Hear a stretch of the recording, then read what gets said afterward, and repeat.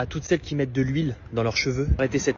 Les coiffeurs vous rendez ouf en fait, parce que les huiles végétales, faut arrêter de les voir comme, je sais pas, de l'huile à cuire par exemple. Déjà l'huile, on la cuit pas. Je vous le dis, on la cuit pas. Faut pas mettre de l'huile avec son steak, déjà première chose. Ou alors tu la mets après, tu la mets pas pendant la cuisson. Ça c'est la première chose.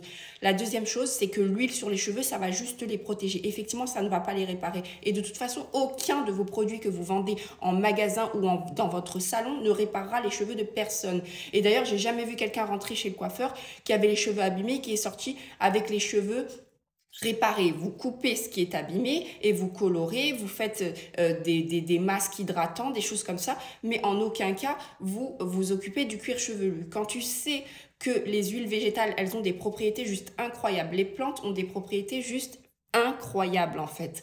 Donc quand tu sais ça et que tu sais où les appliquer, tes huiles végétales, tu comprends en fait que la source pour avoir des beaux cheveux, c'est le cuir chevelu. Quand tu t'occupes de ton cuir chevelu et que tu protèges les longueurs, tu as juste des résultats de dingue. Ça, c'est si tu veux avoir des beaux cheveux, des cheveux longs, des cheveux en bonne santé.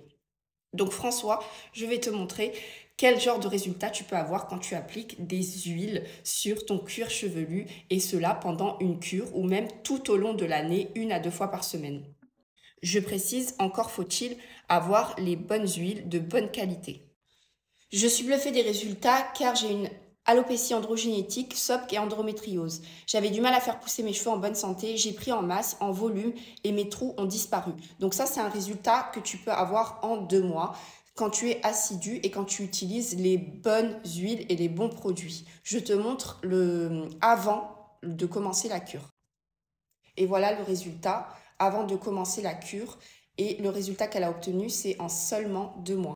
Tout ça pour vous dire qu'il ne faut pas négliger le cuir chevelu, il faut en prendre soin parce que c'est tout simplement la source de là où tout commence. Si ton cheveu il va pousser fin, il va pousser plus fort ou il va pousser en mauvaise santé, c'est là-bas où tout se joue. Une fois qu'il a poussé, tu dois juste en prendre soin, éviter les chaleurs, éviter toutes les agressions que tu peux infliger à ton cheveu et là tu verras des résultats juste incroyables.